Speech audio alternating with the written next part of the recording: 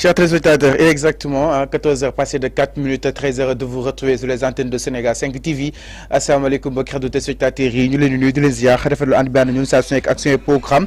dalal ci na jàmm nekk seen émission li nga xam ne comme moo di Midi Info kon ni ko amee mbokki téléspectateurs yi saa su nekk sorti yi fii seen télévision Sénégal 5 ñu daal di ko actualité tolluwaay réew mi si nu mu gën a yaatoo li si nar a gën a fas yéene daal di bokk ni jëmale si procès bi nga xam tam fas yéene ko daal di amal ni ki li nga xam ne moo di mardi bi jëmale si yéen ak wàllu yoonal ñeel li nga xam ne moo di radiation bu Ousmane Sonko des na ko daal di faram-fàccee si nu mu gën a yaatoo problème daal di ñeel li nga xam ne moo di Cheikh Yérim Seck Sonko ak ki nga xam ne moo di le docteur Matar Diop fa nga xam ni itam mooy genre Assemblée nationale di daal di si nu mu gën a yaatoo waaye itam journal enchaîné li nga xam ni itam biral na ko jëmale si ki nga xam ne moo di Sonko jot na ñu daal di jox li nga xam ne moo di juristes yi ak enseignants yi ak chercheurs yi ginnaaw la sax ci bu ki nga xam ne moo di nguuda mub par rapport ak li nga xam ni itam la daal di war a mën a sauver ki nga xam ne moo di Ousmane Sonko daal di koy jaarale si article 307 ak li nga xam ne moo di L29 bu code li nga xam ne moo di électoral bi mbokk spectateurs yi tey nag prétexte bi mooy daal di xool exactement lan mooy war a mën a xaar Ousmane Sonko ba sukk li nga xam ne moo di mardi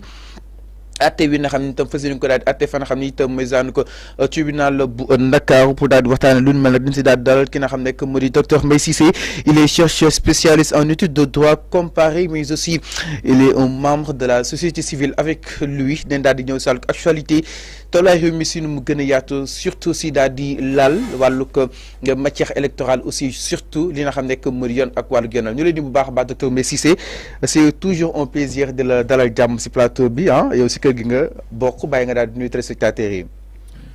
bismillahi rahmaani rahim auzu billahi min ashaytaani rajim bismillahi rahmaani rahim wasalaatu wasalaamu ala ashrafil mursalin sayyidina Muhammad alayhi salaatu wasalaam ginnaaw bi ñu sante yàlla julli ci yonent bi alayhi salaatu wasalaam sëñ Fallou ñu ngi lay nuyu di nuyu également suñu technicien bu baax bi di nuyu ak ñi nga xam ne ñoom ñoo nekk actuellement ñiy liggéey fi nga xam ne moom mooy 5 Sénégal TV. di nuyu également sa internautes yi nga xam ne ñoom ñoo ñu suivre actuellement. alors merci beaucoup Mbaye Cissé fi daal di ànd ak moom si nga xam ne moo di actualité bi tolluwaay réew mi si nu mu gën yaatoo encore une fois donc il est docteur waaye itam juriste de formation ak lui dañ daal di ñëw si li nga xam ne moo di actualité bi tolluwaay réew mi si nu mu gën a yaatoo sànq maa ngi ko doon junj nag moo koy spectateurs yi jamono ji na donc li nga xam ne moo di le centre des débats mooy li nga xam ne moo di élection yi présidentielle atub 2024 jamono ji li nga xam ne moo di opposition bi daal di incertain par rapport ak yooyu élection taxaw na nag ñu daal di def suñu curseur par rapport ak quelles sont les possibilités yi nga xam ni itam dafay daal di offrir jëmale si ki nga xam ne moo di Ousmane Sonko alors je pense que mercredi commencé woon nañ suñu waxtaan doyoo loolu nag moo waral daal di koy dalalaat ki nga xam ne moo di Mbaye Cissé ñu daal di def suite li nga xam ni itam commencé woon nañ ko parce que si su tollee fii c'est important daal di jox kàddu ña nga xam ni itam ñoo ko daal di maîtriser peut-être pour ñu daal di wala mën a éclairer la lanterne des Sénégalais exactement alors Mbaye da nga koy daal di dooree sans doute ak li nga xam ne moo di justement article 307 ak L29 bu li nga xam ne moo di code bi exactement alors ñu gis ni ki nga xam ne moo di peut-être c'est ay naataango bokk na si nguuda mu génn jàpp ni ki nga xam ne moo di Ousmane Sonko woon daal di war a mën a am dëgg si kanam mu yoon ak wàllu yoonal ba nga ko jàppee suñ sukkandiku si article 307 Sonko nekkatul un contumax suñ sukkandiku si L29 conséquence contumax bi waruñu ko daal di appliquer jëmale si Ousmane Sonko bokk na li nga xam ne moo di sa radiation naka lañ ko war a mën a comprendre exactement digganteeg L307 ak L29. waaw effectivement parce que xam nga Ousmane Sonko il a été condamné par contumace. le 1er juin pour 2 ans de prison ferme ak quelques amendes. Okay. Mais d'abord balaa ngay ñëw foofu est-ce que c'était une condamnation en contumace en tout cas loolu le juge bi bind. mais contumace d'abord da ngay ñëw ci définition étymologique définition juridique bi. contumace mooy ki nga xam ni buñ koy juger déférewul cas bi déférewul convocation bi devant le juge. ba noppi kenn xamul fu mu nekk mais également ñu koy wër donc le juge. le jour bi nga xamante ni moom la ñuy juger Ousmane Sonko moi j'attendais à ce que bu ko laajtee présenté wul mu émettre ko benn mandat d'amener comme ni ñu ko doon defee ce jour même bu ñu fàttali ko dans le cadre du procès pénal devant les chambres africaines extraordinaires bi nga xam ne moo jugé Hissène Habré bi nga xamee ne woon nañ ko ñëwul dañ ko décerner benn mandat d'amener indi ko de force devant le juge indi des forces de l'ordre ñu garder ko donc loolu déjà benn problème la. Okay. mais en tant que juriste en tant que légaliste ci li ngay yem mooy ci li nga xam ne juge bi bind na ko. mooy condamné nañ ko par contumace. foofu nag bu ñëwee da ngay indi état de contumace bi nga xam ni wadd na dépp bi nga xam ne arrêté nañ ko jàpp ñu ne pôle de portable mais boo xoolee article 307 bu code de procédure pénale dafa wax ne un contumace bi nga xam ne déférewul convocation bi ñu juge ko condamné ko dès l'instant que bu constitué prisonnier ñëw ne maa ngi nii joxe boppam wala ñu arrêté ko rek c'est à ce niveau actuellement ci la condamnation bi anéantiru mais également de plein droit la wax de telle sorte que boobu loi bi dafa wax ni dañ koy juger waat dans des conditions initiales yi nga xam ni moom lañ ko juger woon organiser waat procès am te boo xoolee Ousmane Sonko keroog bi ñu ko arrêté là c'est à partir de ce moment que qu'il n'est plus en état de mais les faits se diffèrent exactement non amul fait mais c'est la même personne li nga ko jàppee non loolu mënul nekk li ñu ko appelé xam je vous renvoie au cas de la situation du détenu ki nga xam ne defoon évadé woon na le détenu kii Fall l'autre là comment il s'appelle encore le détenu bi nga xam ne da woon na ba dem côté Gambie waaw mais boo xoolee bi nga xamee ni moom jàpp nañ ko ba tee ko ci kaso bi à un moment donné mu évadé wu bi mu évadé woo dem na ba côté Gambie entre temps commettre na bi des infractions ak oto yi ñu wax ni ko da ko sàccoon moto côté Kaolack affaire mais bi ñu ko appréhendé waate dañ ko jugé en tant que quelqu'un qui a commis des infractions pour évasion mais également pour yeneen infractions yi nga xam ne commettre na en cours mooy booy jinne n'est-ce pas donc boo indee cas boobu jurisprudence la donc mënuñu am benn personne à la personne de Ousmane Sonko ba noppi bëgg ko diviser. Ousmane Sonko n'est pas une personne divisible. C'est la personne de Ousmane Sonko. Si on l'appréhende, même pour une affaire, donc là, automatiquement, son appréhension va conduire à la destitution même de sa condamnation. Alors, donc jàpp nga ni Mbaye Cissé ba nga ko daal di tegee loxo su sukkandiku si 307 ki nga xam ne moo di Ousmane Sonko nekkatul un contumax et que war nañ daal di war a mën a tëggaat procès ak ki nga xam ne moo di Adji Sarr mais dañuy naan tout le temps Mbaye Cissé parce que sànq yaa ngi doon naan pourquoi yóbbuñu ñu ko benn mandat d'arrêt ma dégg si ñenn ñi mandat de mener autant que pour moi ma dégg si ñenn ñu ne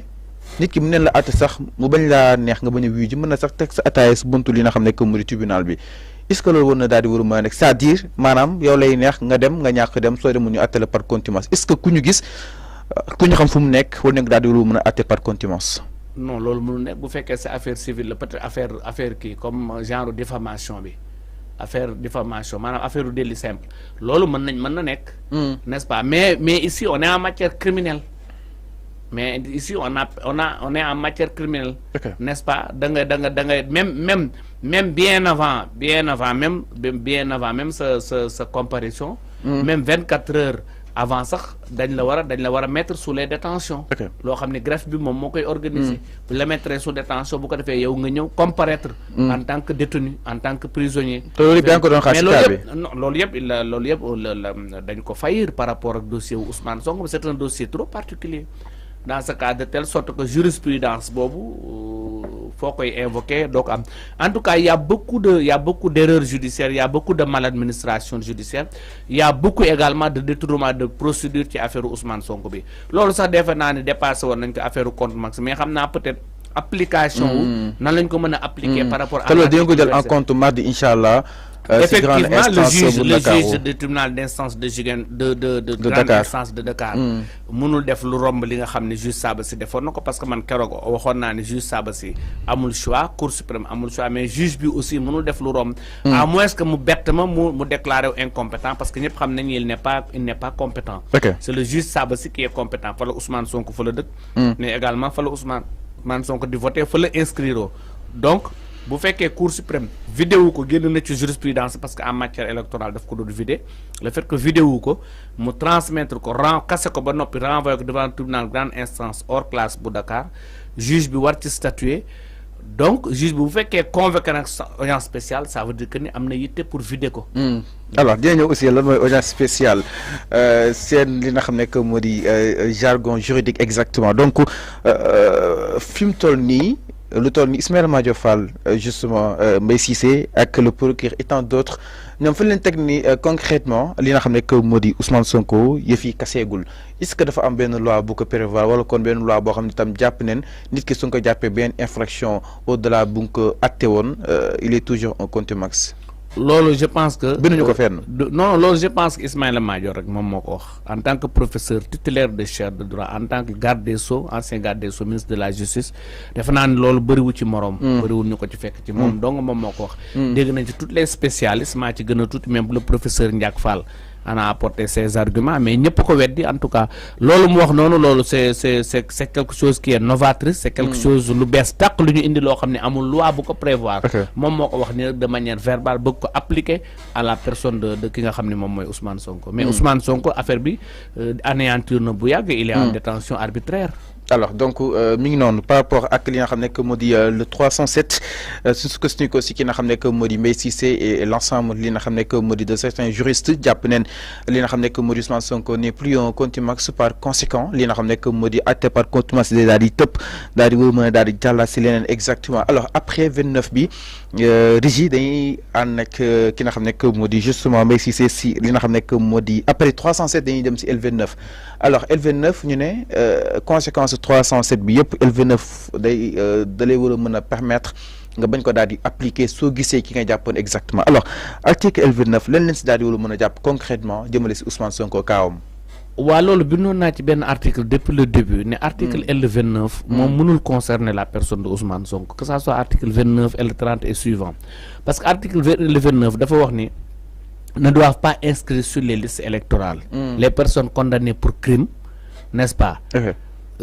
daa def 2 points daal di commencer énumérer les personnes condamnées pour crime et cetera ñëpp xam ne ni Ousmane Sonko il a été condamné pour crime parce que liñ ko doon reproché également crime ba pare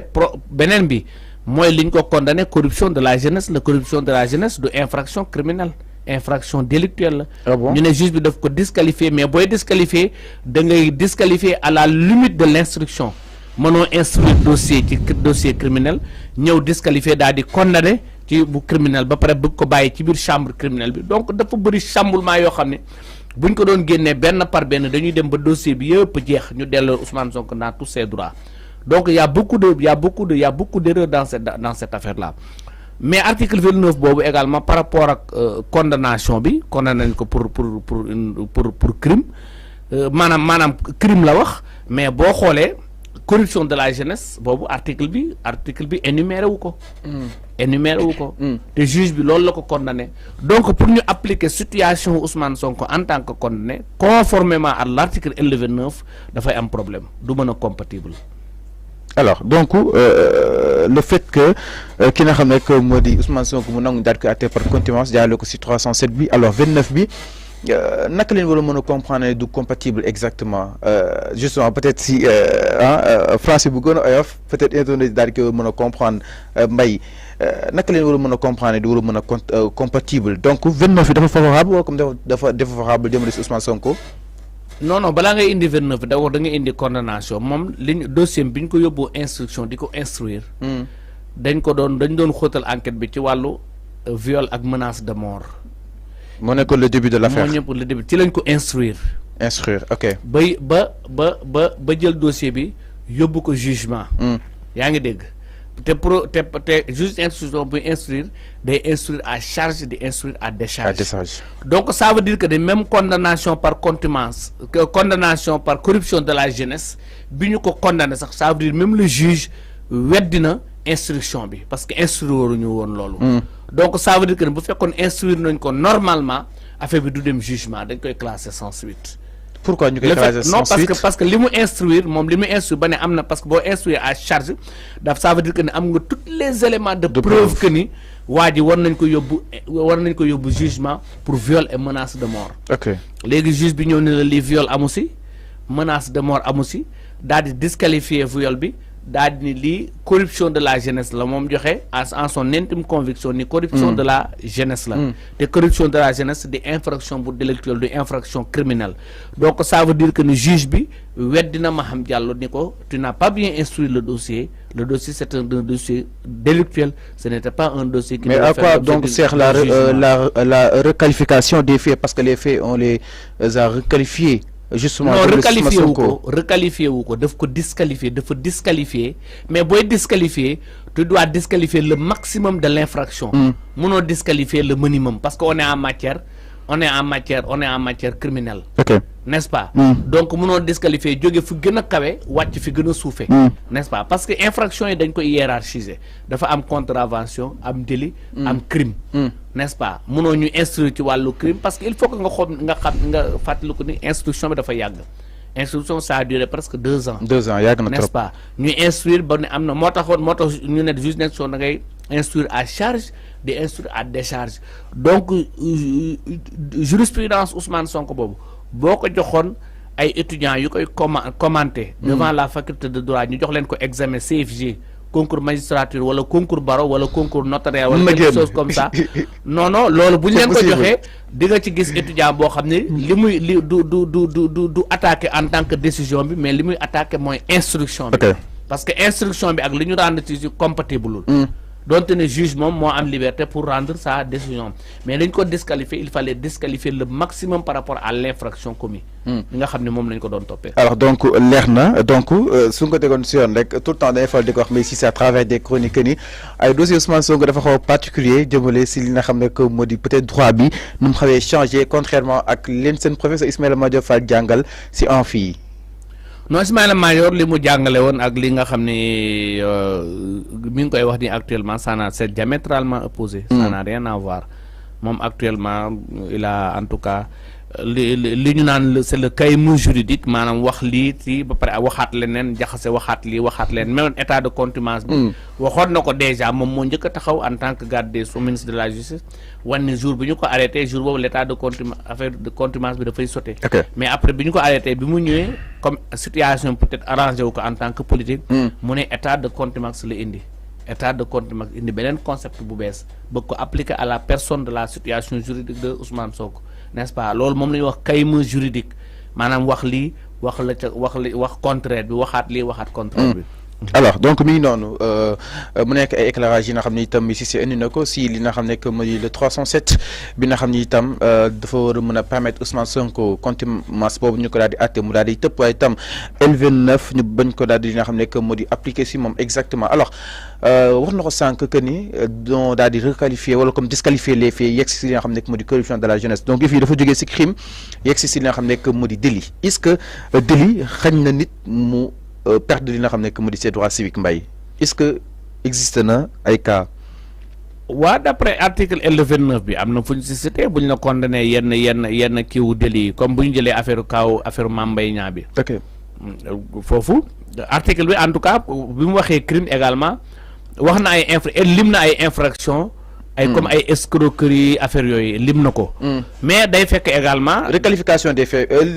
corruption de la jeunesse bi si la bokk wala bokk si. non bokk si corruption de la jeunesse bi bokk si. donc Ousmane Sonko su fekkee woon àtte bi tey il aurait pas perdu li nga xam ne moo di ses droits. non Ousmane Sonko ba léegi perte droit am xam nga situation la boo xam ne nee naa la dafa compliqué pour nga traiter ko même les chercheurs dañuy am problème. Parce que même les droits civiques et politiques, ce sont des droits inaliénables, ce sont des droits imprescriptibles, ce sont des droits humains. Nga xamni ñi ko jox nit moy la déclaration universelle des droits de l'homme. Ñu consacrer ko sur le pacte international sur les droits civils et politiques. Ñu consacrer ko sur le préambule de la constitution. Ñu consacrer également sur les dispositions constitutionnelles, wacc ko ba ci code électoral, wacc ko ba ci règlement. Donc droits civiques et politiques dayo bi mu am lolu juge rek mom moko meuna xaj nit parce que bo faté ko dans lors du procès du président Khalifa Sall ak Karim Wade parquet demandé won nako ni ko nang ko sanctionner à la limite ba nga déchoir ko de ses droits civiques et politiques mais bo faté ko juge bi dafa bagnon en application de l'article 34 du code pénal juge bi dafa bagn si lañ fa juggé comme il avait une majorité mécanique à l'Assemblée nationale daal di fay dugal article L30 bu jëkk ba ak article L31 après 2017 ñu changé ko ak article L29 ak L30 ba ci 2021 également ñu changé waat ko indiwaat les mêmes dispositions article L29 ak article L30 muy disposition yoo xam ne à l'époque gars yi contesté woon nañ ko même devant le conseil constitutionnel parce que ce sont des dispositions yoo xam ne dañ ko war a génne ci kii man plaidé naa pour ñu génne ko parce que dispositions yi loo xam ne ce n'est pas conforme à la constitution te dans la hiérarchie des normes loi dafa war a conforme ak constitution bi bii nag loi bi nag article L29 ak L30 amuñu seen place dans le code électoral, n'est-ce pas, parce que ce sont des lois qui ne sont pas conformes à la constitution. Et c'est ça waxoon na ni il faut ñu daal di xoolaat yenn si li nga xam ne que moo di ay loi toggaat moderniser ko wala kon contextualiser ko ba mu daal di war a mën a yem ak suñu ay époque. Alors loolu tamit fan lañ si daal di toll si kanamu yoon ak wàllu yoon nga jaar di jàpp ni war nañ daal di war a mën a amalaat yeneen li nga xam ne que moo di taxawaay par rapport ak li nga xam ne que moo di loi yi. parce que am na yoo xam ni parce que loi yi dañ koy boo xoolee même loi bi nga xam ne jóge na ci bi ñu defee l'autre là comment dirais-je seen daje bu woon keroog ci kii bi seen daje bu ñu doon au ministère de la justice entre les procureurs non pas au ministère de la justice au niveau de la présidence bi ñuy def kii comment dirais-je xaw ma négociation lañ ko tuddee xaw ma bi ñuy def kii politique bi dialogue politique bi dialogue national loi bi ci génn si article 28 bi xam nga article 28 boobu boo xoolee situation Ousmane Sonko dafa mel dañ ko ci seppi donc mu nekk benn loi boo xam ne c'est non général et personnel te loi dañu la loi doit être général personnel et personnel non personnel à la parce que dañ naan ko ñëwal ci waa personnel pour Khalifa Sall kese ak kii parce que dugalaan nañ leen dugal ci kaawu également ñi nga xam ne moom ñoo nekk ci situation wu kii xam ne dañ leen gracier donc bu ñu defee loolu am ñeneen ñoo xam ne dañ leen xaw a beddi ku ci benn Ousmane Sonko pour la simple et bonne raison que ni ñëw woon ci dialogue bi donc ça veut dire que ni te ay loi suñu loi wu réew dañ ko war a régir mu gën a jéggi lu mel ni ay dialogue dañ ko war a régir dafa war a nekk loi dafay universel dafay lamb jamono yëpp mais également dafay lamb toutes les personnes mais bu ñu adopté ay loi di ko mettre à la disposition pour di adopté sur ay situation nit loolu dafay compliqué boo xoolee la loi sur la CREI bi nga xam ne attee nañ ci ki nga xam ne moom mooy Khalifa Sall en 2012 vers les années 2014 ba 2015 non Khalifa xam ne Karim Wade autant pour moi mais Karim Wade dafa amoon privilège de juridiction moom fi ñu ko waroon juger mooy devant la haute cour de justice mais fexe nañ ba indi une loi spéciale avec une juridiction spéciale ñu juger ko donc da ngay gis ni toujours dañuy adopter ay loi day méngoo ak contexte bi pour appliquer pour la personne pour utiliser ko pour un adversaire politique te loolu bu ñu fa yeggee nag kenn rek moom moo la ci mën a génne mooy la justice le juge rek moom mën a taxaw comme ni juge Sabassy def taxaw ni lii ñu def du dëgg dindi ko loolu juge moom moo am possibilité boobu am lu juge bi nga xam ni rendre na décision ci affaire u Mame Mbaye Niang bi ak ci affaire u Ousmane Sonko bi wane ni carrément lii viol amul menace de mort amu ci mais peut-être ni mu ko disqualifié xëy na moom moo gis corruption de la jeunesse mais en tout cas l'essentiel li ñu ko doon toppee moom génn na ko te defe naa loolu la ñuy doyee juge. Alors je vous rappelle que nous sommes avec ki nga xam ne que moo di Mbaye Cissé docteur chercheur juriste daal di waxtaan ak moom si wàllu tolluwaay xew mi si nu mu gën a yaatoo exactement alors docteur dañuy daal di wéy ni ginnaaw ba ñu daal di jógee si 307 ak li nga xam ne que moo di L29 ñëw si exactement si mardi bi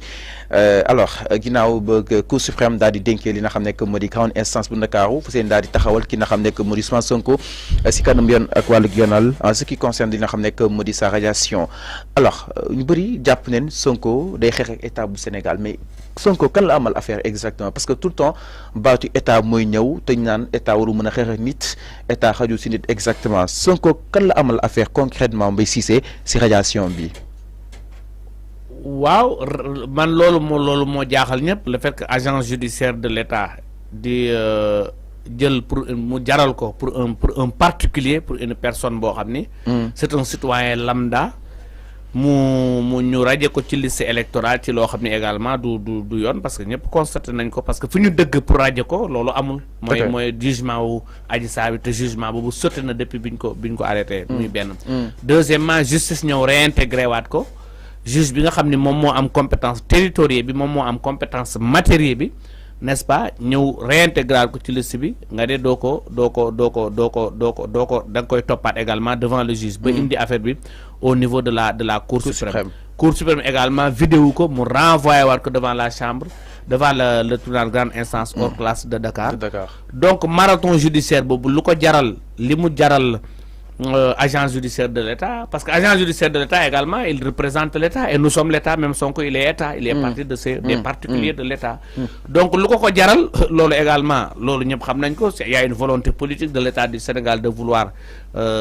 empêcher Ousmane Sonko de participer à la compétition. Te loolu ki ñu ci interpellé mooy président de la République, parce qu'il lui reste 2 mois environ, quelques jours pour mu dem nga xam ne mu def passation de servir parce que passation de service am ak ki nga xam ne moom la fi yàlla nar a teg. Donc loolu bu ñu defee nii après mu dem, parce que bul fàttali également c'est un leader emblématique, c'est un leader charismatique, c'est quelqu'un également qui incarne même en tout cas la comment dirais-je, l'opposition tout entière, parce que moom il est devenu même wax naa keroog l'alpha et l'oméga, l'homme de la situation. Donc kooku boo ko bëggee écarter de manière manifeste noonu en utilisant la justice, loolu dafay nekk loo xam ne dafay flagrant, dafay metti te parce que du luñ leen accuser, mais ñoom ñoo ko manifester. ñoom ñoo ko manifester wane ni ils veulent coûte que coûte l'écarter. Donc mais nag li ñuy xaar mooy boo ko écarter ba pare après lan mooy xew. Donc après 2024 comment est-ce que le nouveau président va gouverner sans la voix même des Sénégalais en majorité. Alors mu nekk question boo xam ne itam moo daal di toroder ñu bëri que ni Sonko kan la amal affaire exactement. Alors de Ziguinchor à la Cour suprême pour en arriver fii si Dakar exactement. Alors ñu si ëpp jàpp neen li nga xam ne que moo di Ziguinchor la nga ko daal di war a mën attewaat à travers une autre composition beneen bu uteeg bu ki nga xam ne que moo di Sabassy Faye exactement. Alors là aussi ban jàngat nga si am, ñiy jàpp ne Ziguinchor moo ko war a attewaat, ñiy jàpp ni peut-être déet mën nañ ko atte n'importe quel tribunal. En tout cas Ousmane Sonko citoyen sénégalais la exactement. Là aussi ban tontu nga si indi vu que ni Sonko ay kayitam acte de naissance am lépp ñu fa nga xam ni itam maison Ziguinchor. waaw loolu moom xam nga c'est la compétence territoriale. maanaam juge Ziguinchor bi nga xam ne fa la dëkk, Ziguinchor fi nga xam ne fa lay voter, fa la bindoo également, fa la inscrire, fa lay voter toujours. Donc c'est le juge de Ziguinchor qui est compétent à la matière. benn mais boo fàttali ko ci procès bi agence judiciaire de l'État moom demandé woon na ñu récuser juge Ziguinchor pour wane ni il n'est pas compétent, c'est le tribunal de grande instance hors classe de Dakar moo compétent, daal di invoquer ne Sonko fii la dëkk. Donc loolu nag juge bi moom mooy apprécier le jour J. Le 12, c'est le juge du tribunal de grande instance qui va apprécier en tout cas mais apprécier comment? waaw pour xool ba xam désister su ko neexee désister. waaw man pour mën a déclarer parce que man li ma gëm mooy bu ne woon il n'est pas compétent du ma en la matière du ma bett, mais comme beneen partie bi invoqué na compétence am indi peut-être ay pièces justificatives wane même bu dëkkee fële domiciliation il est domicilié, même s'il ne réside pas à Dakar, il est domicilié il est résident de Dakar mais domicilié à Ziguinchor. Loolu peut-être bataille juridique la avec les termes, les procédés juridiques. Bu boobaa ça dépend, xam nga juge tamit dafa am liberté, dafa am pouvoir normatif, moom mooy xool bu fekkee bëgg na ko vider également mu vider ko, parce que également loolu la ñuy doyee juge quoi. Bu ñu nekkee benn situation de fourre-tout, benn situation de doute et d'incertitude, mu fexe génne ci nit ñi également. Mais li ci doy waar rek, mais xanaa bii moom bu fekkee c'est favorable à Ousmane Sonko, peut-être agent judiciaire du delluwaat devant la Cour suprême, xanaa dina war a ruus boppam tuuti peut-être. En tout cas kenn xamul. Mais ce n'est qu'il y a une ambition purement de liquider Ousmane Sonko. Peut-on s'attendre à ça? Mais loolu est-ce que war na am dans un pays, est-ce que war nañ ko nangu, est-ce que war na am dans un pays démocrate dès l'instant ki nga xam ne mooy président de la République moom accédé na au pouvoir de manière très démocratique. Donc booy génn il va falloir que nga génn également de manière très démocratique. Pourquoi ne pas à ce que ñu bañ ñu xeex ci ay idées politiques, xeex ci ay programmes, xeex ci ay projets, teg ay projets yu leer, yu projets yu sociétaux, xool kan la Sénégal bëgg, kan la ñu war a mën a fal. Mais il n'appartient pas au président de la République de nous choisir notre président. Alors dès l'instant que am na plein droit en tant que policier mu jàppale candidat am par procuration bi nga xam ne teg na ko, wala désigner na ko au préalable pour teg ko. Mais normalement dafa maanaam parce que boo confisquer voix wu population bi, la majorité dafay am répercussion sur la gestion du futur président, quel que soit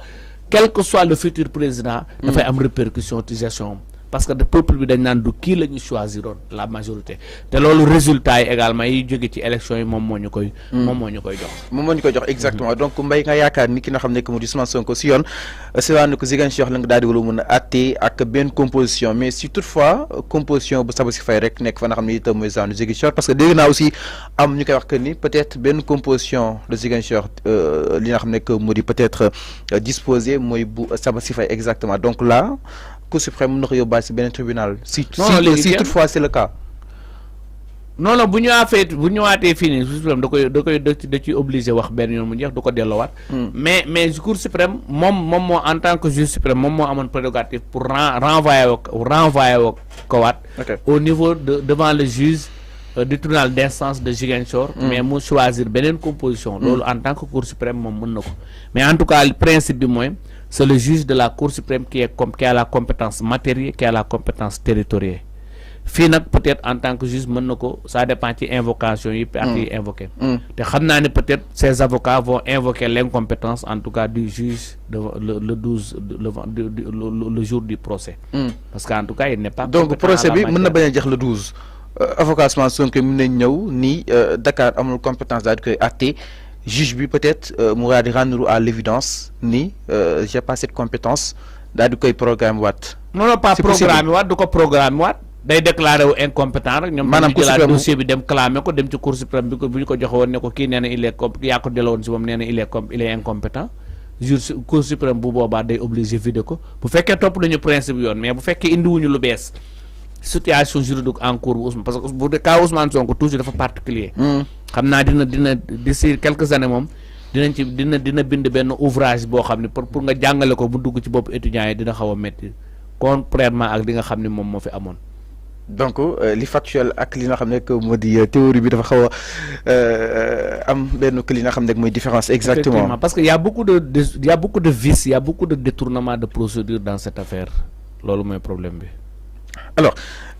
ñu gis ni aussi li nga xam ne que moo di ay avocats Ousmane Sonko ku si mel ni ñoom maître Tall ñoom maître Larifou bref le pôle d'avocat ñu daan introduire woon benn ko rabat d'arrêt boo xam ne itam mbay amoon na 4 vices de procédure alors ñu si ëpp nag doonee xaar Cour suprême mu daal di statuer aussi li nga xam ne que moo di rabat d'arrêt bi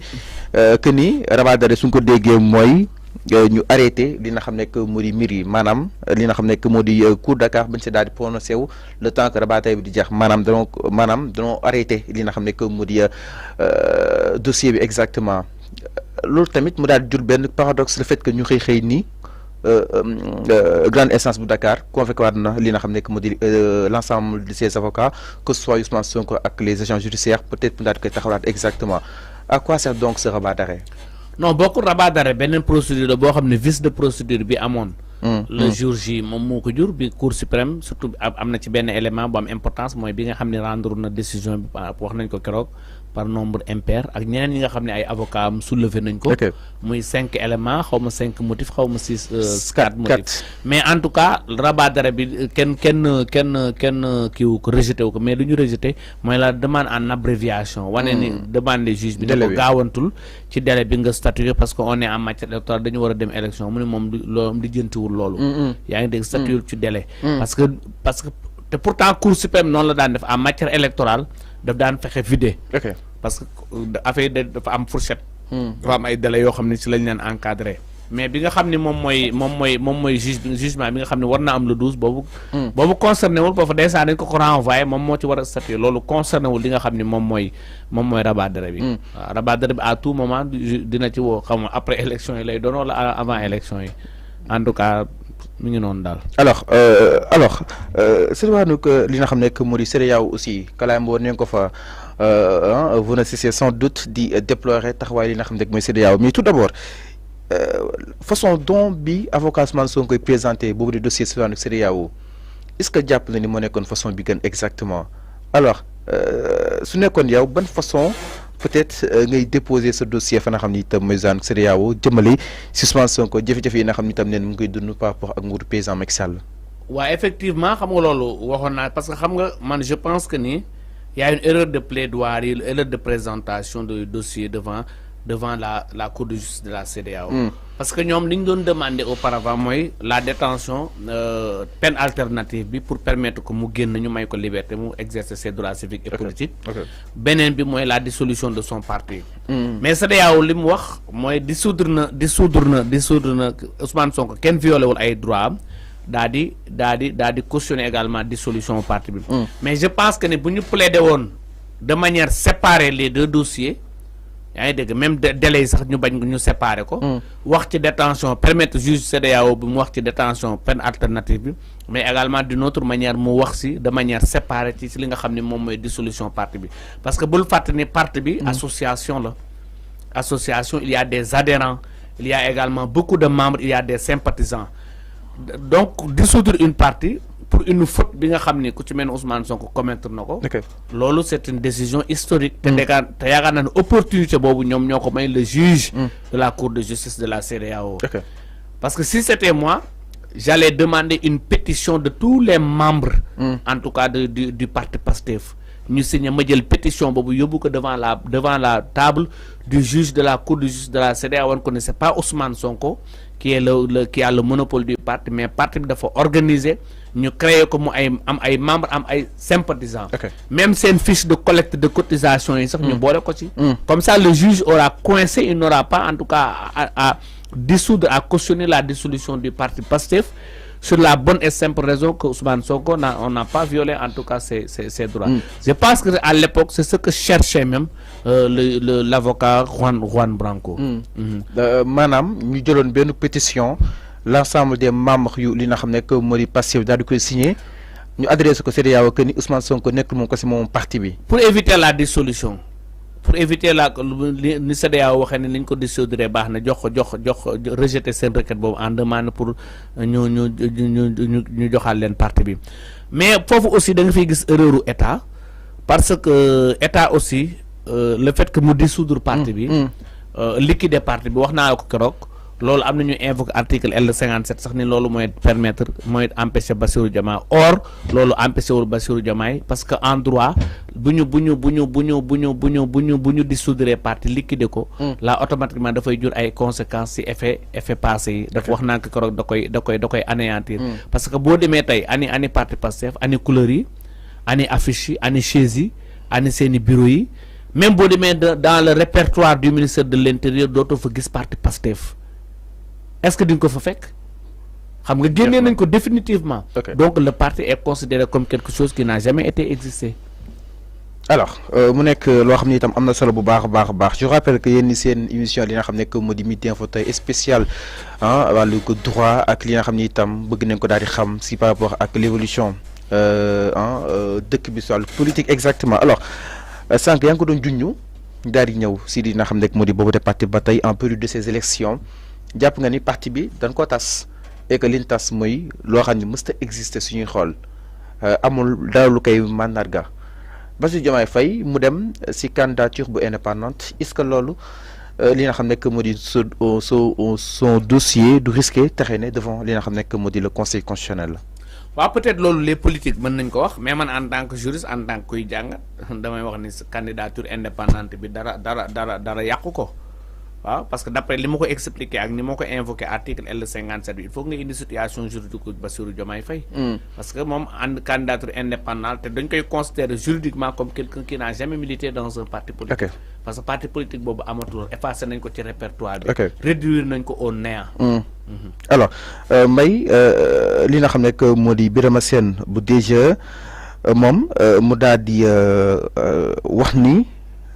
mu nekk directeur de formation bu li nga xam ne que moo di direction générale des élections di Birame Sène mu ne ce que dit l'article L28 du code électoral mooy li nga xam ne que moo di xam naa ni si ñëw par rapport ak amende bu 130 milliards yi nga xam ne itam da nga ko tegoon si noddal ki nga xam ne que moo di Karim Wade. mu ne L28 bi empêché wu li nga xam ne que moo di sa candidature. mu ne en ce qui concerne Bassirou Diomaye Faye, là le code électoral n'a pas traité la candidature d'un membre d'un parti dissous. Ce sera au conseil constitutionnel de trancher exactement. Effectivement, conseil constitutionnel moom mooy tranché, parce que conseil constitutionnel nee naa la mënul def lu ëpp loolu. Parce que article bi du ko traité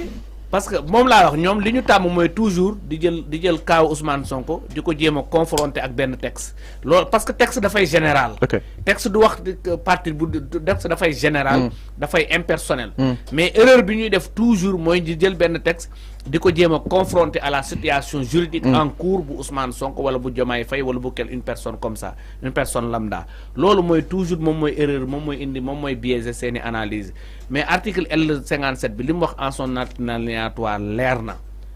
candidature indépendant mooy ki nga xam ne musul militer ci parti ba mu gëjee militer ci parti ak léegi am matagul 1 an. kon nag doo fi indi naan parti bu ñu dissoudre doo ko wax yow kii ngay indi Bassirou Diomaye Faye ngay indi situation juridique am ban parti la nekkoon mooy parti Pastef parti ba dissoudre nañ ko liquider nañ ko yàqate nañ ko génn nañu bâche ak yooyu yëpp sànni nañ ko effacé nañ ko ci répertoire bi juridiquement c'est comme une loi qui a été retirée c'est comme une loi d'amnistie effet yu muy jur même boobu moom lay jur c'est quelque chose qui n'a jamais existé situation Diomaye Faye également loolu la man loolu laa ci xam donc gisoo benn franc par rapport à sa candidature instant bi noonu amul lenn lu koy mën a empêcher que ça soit mu dem candidature indépendant que ça soit mu dem candidature ñu boot ko wala ci ay parti politique wala mouvement wala lenn rek la mënul dem mooy parti Pastef mais mu dem ak parti politique moo gën a wóor dootu waaw loolu xamuloon c'est des affaires politiques yoo xam ne ñoom ñooy xool quoi ba xam nan lañ koy defee mais en tant que analyse bi may def mooy amul benn amul lenn lu empêcher sa candidature indépendante waaw même bu conseil constitutionnel waxoon leneen tamit damay taxaw weddi ko ne man lii laa xam lii laa jàng n'est-ce pas alors kaw Karim Wade aussi internet yi ñu la si laaj exactement Birame Sène man ni ko xaw a la tapis rouge ki nga xam ne rek moo di bu DGE Karim Wade bàyyeek ki nga xam ne moo di Bassirou Diomaye Faye conseil constitutionnel parce que nee na l'amende de 130 milliards de Karim Wade ne constitue pas un frein à sa candidature lu moo ko peut-être ñu bëri jàppoon ni Karim Wade wala daal di war a mën a fay lu nu mel fa nga xam ni itam mooy genre trésor alors que dire l'article L28 bu code électoral bi Mbaye Cissé. waaw xam naa ni laal na ko tapis rouge mais Karim Wade. peut-être fi muy amee problème mooy l'exclusivité en tout cas de sa nationalité sénégalaise. parce que wax nañu dafa am nationalité également. binationalité te nationalité France doo ko mën a renoncer à partir de 14 ans bu ko amee rek yow léegi dootoo ci mën a renoncer na ci wala renoncer wuñ ci loolu également conseil constitutionnel moom moo ñu ciy leeral mais li mu posé mooy. exclusivement de nationalité sénégalaise. Il faut que nga am nationalité sénégalaise te nationalité sénégalaise nag dafa am nu ñu koy acquérir donc ñi fi douter seen nationalité sénégalaise defe naa du Karim Wade bëri na donc il va falloir impérativement que le conseil constitutionnel moom moo ci statuer moom mooy leeral. n'est-ce pas c'est le juge électoral c'est le juge également du contentieux électoral. mais loolu tamit benn débat bu posé wu la digganteeg li nga xam ne que moo di nationalité yi. est-ce que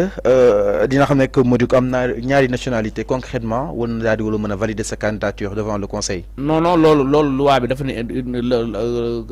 loi bi dafa wax ni il faut exclusivement être de nationalité sénégalaise donc bi nationalité loi bi exclure na ko mënoo am ñaari nationalité mënoo nekk tamit étranger bëgg falu également loolu tamit da ko interdire il faut nga am nationalité sénégalaise nekk pure sénégalaise. alors mi ngi noonu donc ay leeral yi nga xam ne itam si ànd ki nga xam ne que moo di Mbaye Cissé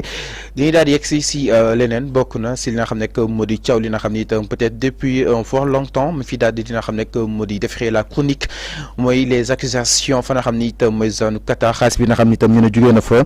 te ki nga xam ne rek moo di peut-être daal di dugg si ay loxo yi ki nga xam ne que moo di Ousmane Sonko toute la vérité li ñu daal di wala mën a xam si wàllu woowu noonu faaw ñu daal di koy leeral tey jii nag alors peut-être Mbaye Cissé a pu li nga xam ne que moo di justement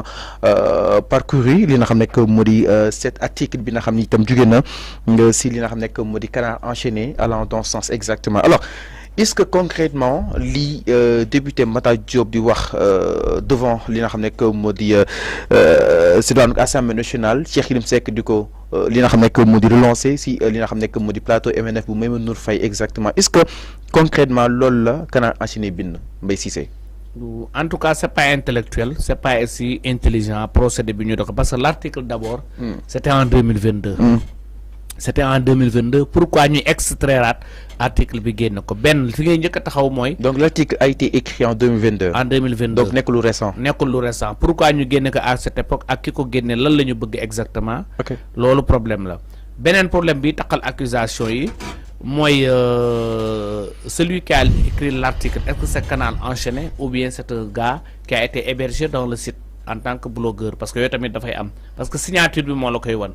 ce n'est pas à la signature de Canal. parce que sigle leen def. sigle rek lañ def te yow gis nga tak jour journal yi buñ la bindee article da ngay gis journal bi ci suuf moo bu ko traité ba pare mu bind Samba Ndiaye wala Modou Fall. daal di koy bind ci suuf. mais nag fii sigle la joxe. donc loolu également mënul faire foi devant le juge. benn sigle il faut mu am signature.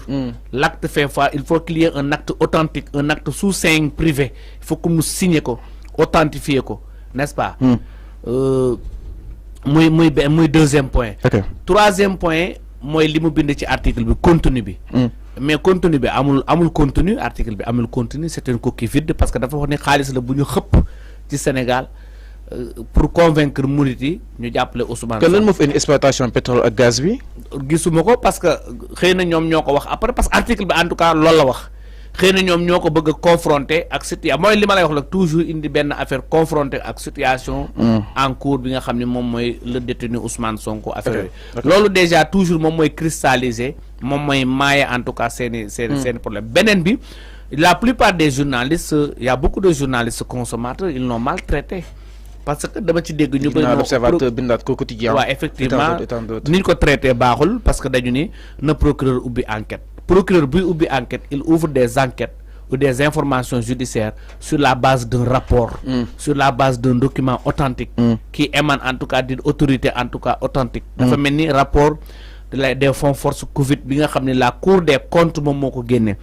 foofu mën nañu ubbi enquête mën nañu ubbi ay informations judiciaires mais fii benn accusation bu aléatoire bu boobaa du procureur mën na autosaisir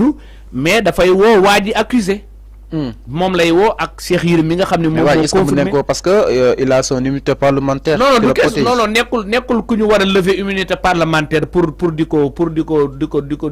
maanaam di ko poursuivre ñu ko dañ koy woo pour entendre ko pour mu indi ay preuve am Matar Diop mu woo ko mu ñëw indi ay preuve am moom mi accusé ñu indi Cheikh Yérim mi nga xam ne moom dem na ba joxe ay montant ñu ne ko montant boobu nga joxe yan kees la jaar kan moo ko recevoir ci yan indil ñu numéro de compte yi parce que fii li ñu bëggee parce que ñoom li ñu bëgg a tàmmal mooy le renversement de la charge de la preuve accusé nañ la rek dégg yow ñëwal nga leeral parce que journalistes yi ko traité yëpp gis naa leen ñu bëri noonu lañ ko traité nañu indi leeral nañu indi fii lu ñuy leeral amul fii li fii leer mooy yow yaa accusé procureur buy autosaisiru dafay woo ki nga xam ne moom moo accusé ak Madiambal bi nga xam ne moom moo confirmé ak Cheikh Yérim mi nga xam ne moom moo indi montant defe naa ni balaa ñuy leeral loolu bay indi ay billets de banque ba di ko teg bay indi traçabilité bi bay indi digganteem ak les gens de Qatari ak les kii ko ak comment dirais-je les frères musulmans jonction boobu confrontation bu defe naa ni bu boobaa dinañ am problème pour exhiber ay preuves yow ba pare pour mën a confirmer également les allégations du contenu de l'article parce que article ñoom li ñu wax ak li article bi wax bokkul parce que ñëpp am nañu accès ci article bi donc il pense être intelligent alors que lii c'est pas man dama ni woon dama koy minimiser du ma ci wax quoi. parce que profil yi ko wax yëpp c'est des gens mais est-ce que jàppoon Cheikh Yérim dafa dem beaucoup plus profond ak à quoi sert donc Qatar. non Cheikh Yérim ne peut pas aller plus profond yow tu as lu l'article moi je l'ai lu le programme. mais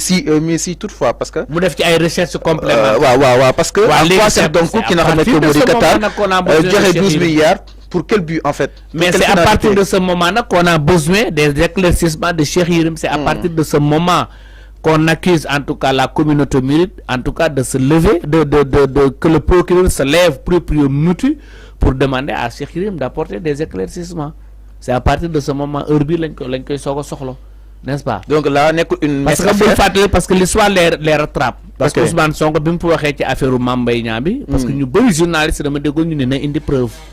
Donc actuellement ni dégguma mën a indi preuve mais nañu leeral nañu ubbi ay enquête à l'endroit de kii ku ñu ubbil enquête ku ñu ubbil information de judiciaire par rapport ak kan par rapport ak man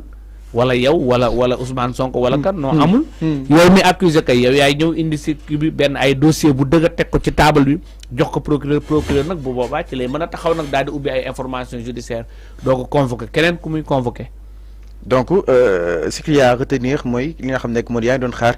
le procureur mu autosaisir aussi allant dans ce sens exactement. non xaaruma ko parce que procureur amul lu muy procédure bi lii boo ko waxee procureur da nga koy yeblu procureur du nangu loolu lii amul solo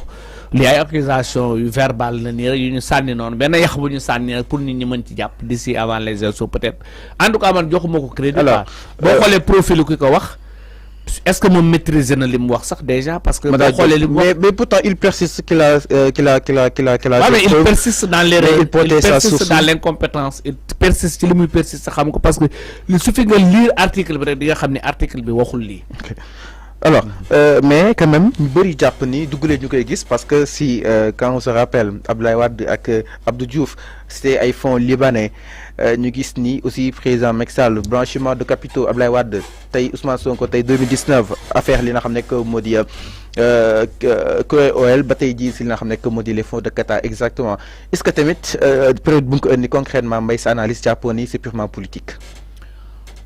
waa xam nga c'est une arme traditionnelle boo xam ne dañ ko gis ñu koy tàmm di ko utiliser mais arme boobu defe naa man bu ma doon état dama koy teg ci suuf parce que nekkatul loo xam ne actuellement c'est versé dans la désuétude c'est caduc quoi kenn mëntu ko utiliser à moins que nga am ay preuves yu palpables yoo xam ne am na rapport bu ci wax am na ay kii mais en tout cas ñi ngi parce que waxoon nañ ko ci Tullow Oil affaire yooyu on va attendre le Qatar affaire yooyu ba xam ñoom lan lañ ciy wax parce que affaire bi moom affaire bi dafay yàgg quoi c'est 2000 kii xam naa ni ku am fulla daal xam naa ni lii doo ci sori. alors Mbaye conseil constitutionnel dina commencer dajale candidats yi ce lundi incha allah je pense que ce lundi candidat à la candidature présidentielle 2024 joxe na ay recommandations am nag jàpp na ni benn que manquement si PSC du ko toléré li nga xam ne que moo di candidats yi matul seen parrainage mais ne leen 2 jours daal di compléter exactement décompte bi nañ ko def sous la supervision des mandataires wala comme sax des représentants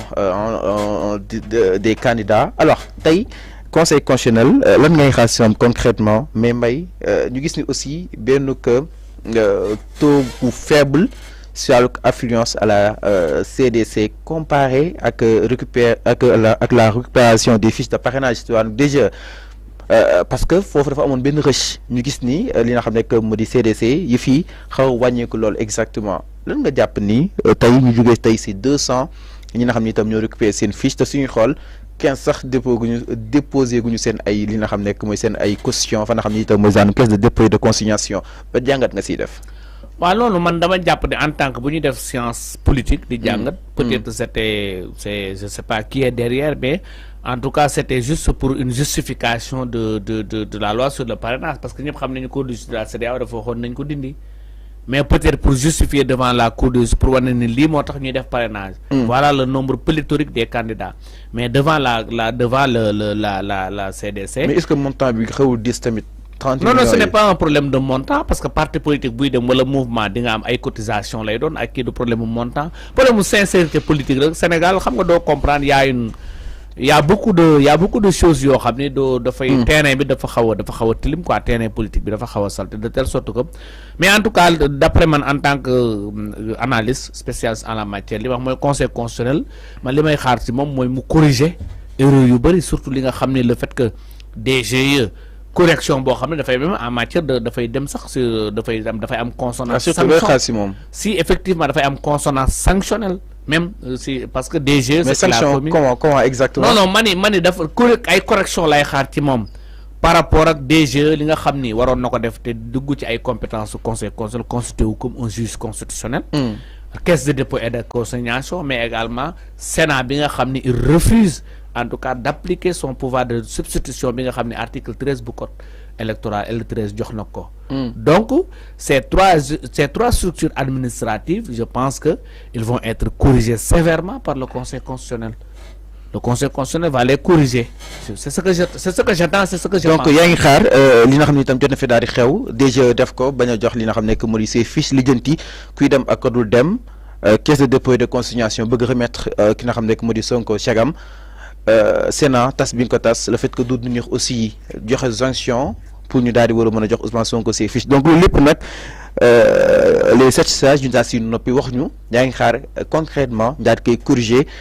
wax ni loolu seen domaine la exactement. kii dem ak seen domaine la parce que il est le juge électoral il est le juge également du contentieux électoral. waaw bu fekkee ku ne xam na ni DG dafa substitué wu ci li nga xam ne moom mooy compétence conseil constitutionnel. ki nga xam ni mooy Sénat première Sénat bi fi nekkoon moom jël na injonction entre temps ñu waddal beneen bi mu bii tamit ñëwaat. fi nga xam ne Sénat yem na fa tàmbalee fa mu toog di xaar lu muy xaar. xamuñu. parce que normalement waroon na substituer wu moom au nom du principe de la continuité de l'État. beneen bi mooy li nga xam ne moom mooy caisse de dépôt et de consignation. moom tamit joxe na quittance ba pare toppaat ci di daw ne du ko joxe. loolu nag correction yooyu pour mettre même pour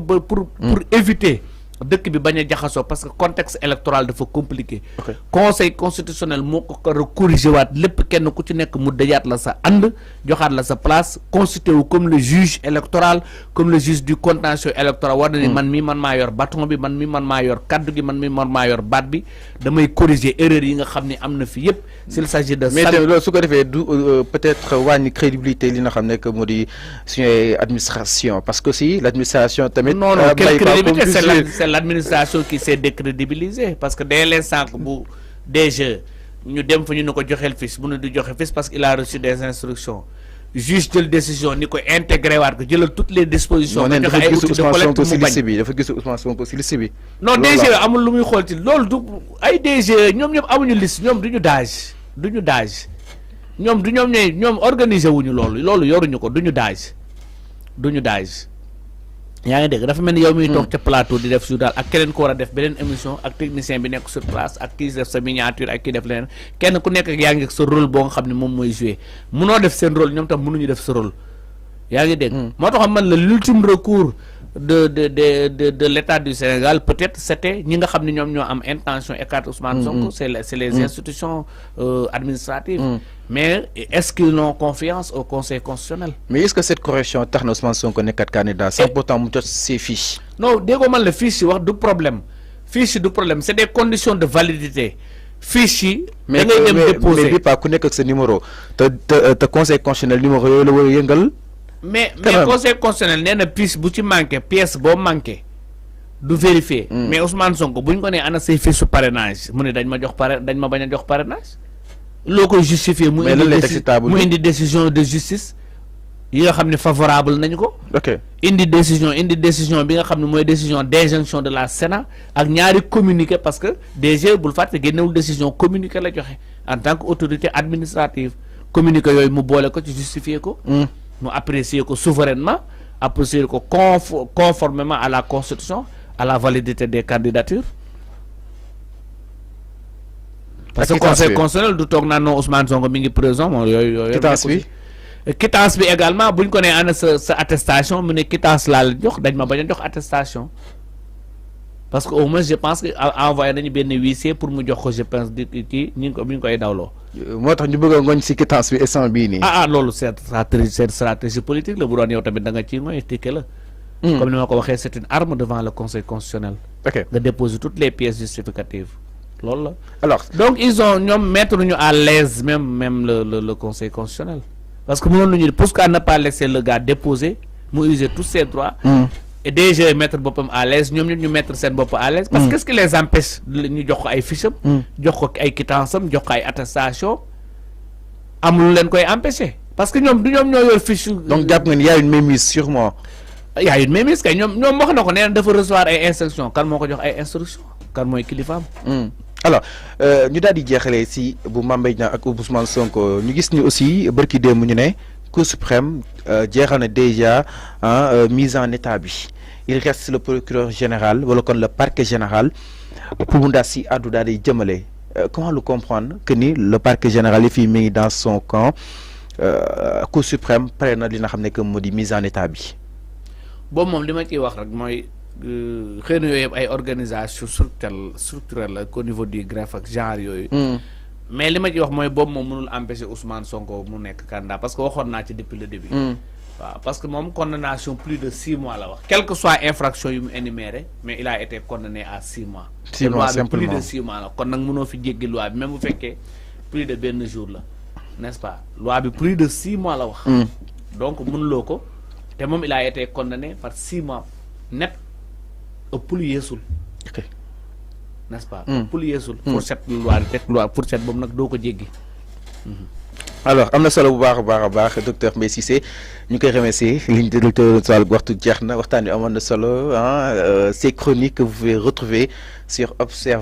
Observatoire TV. Observatoire TV. Alors donc merci beaucoup docteur Mbaye bàyyi nga nag tàggatoo téléspectateurs yi si nu mu gën a. waaw li may tàggatoo rek mooy actuellement je pense que état du Sénégal war nañu dimbali nit ñi ci marathon judiciaire bi ci wax la pauvreté extrême que vivent les gens sont trop fatigués dans la vie. La flambée des prix. dem nañu ba les Sénégalais ne sont plus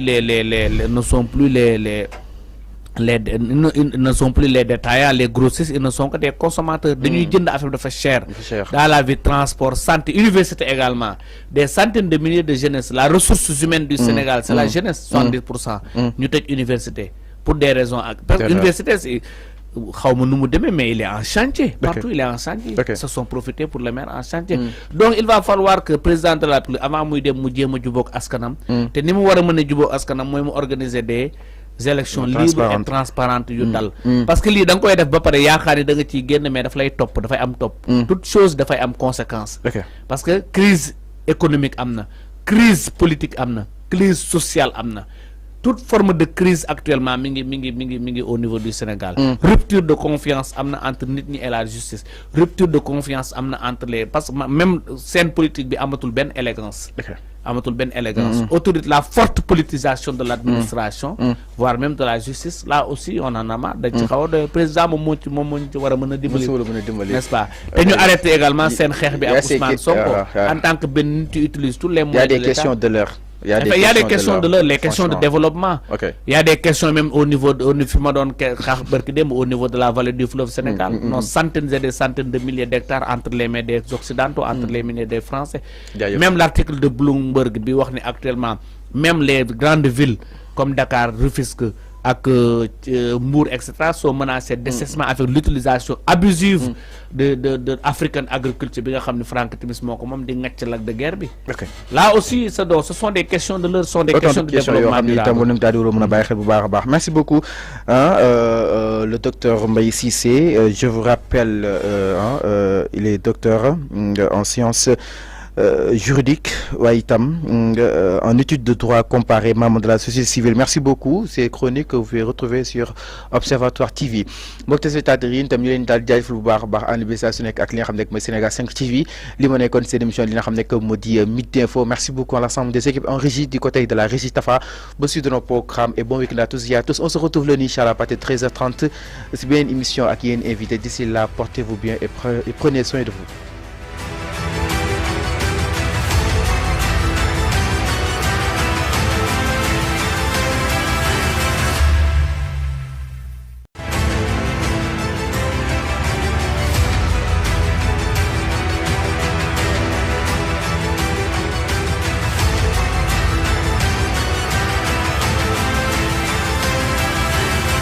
Fédération internationale des études de la France, le premier centre de formation privée au Sénégal. Une école d'excellence et de référence composée de 4 départements. Département des sciences de la santé, département de gestion et technique, département CPS, BT, BTS, département des études internationales. Nos filières, infirmier d'État, sage-femme d'État, assistant, infirmier d'État, analyse biologique, biologie médicale, délégué médical, vendeur en pharmacie, secrétariat médical, transport et logistique, commerce international, transit douane, gestion des ressources humaines, comptabilité et gestion, assistanat de direction, secrétariat bureautique, gestion hôtelière et restauration, marketing communication, informatique de gestion, génie informatique, agroalimentaire, génie civil, électrotechnique, électromécanique, génie électrique, génie industriel, qualité, hygiène, sécurité et environnement, sciences et technologies d'information et de communication, réseau et sécurité, contrôle de gestion et système d'information, ingénierie de conception et de développement d'applications, administration de bases de données et technologies web.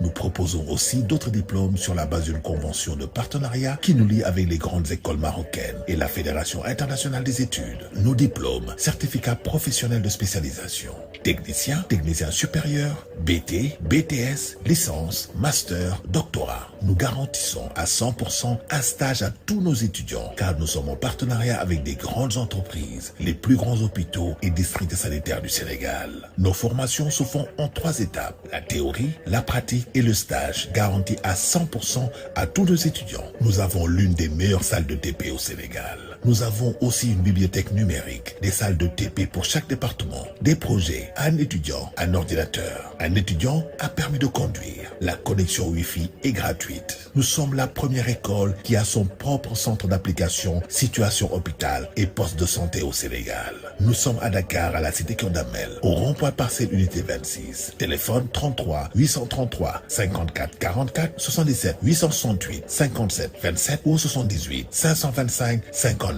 75. Notre site internet www.cefas-sénégal.com.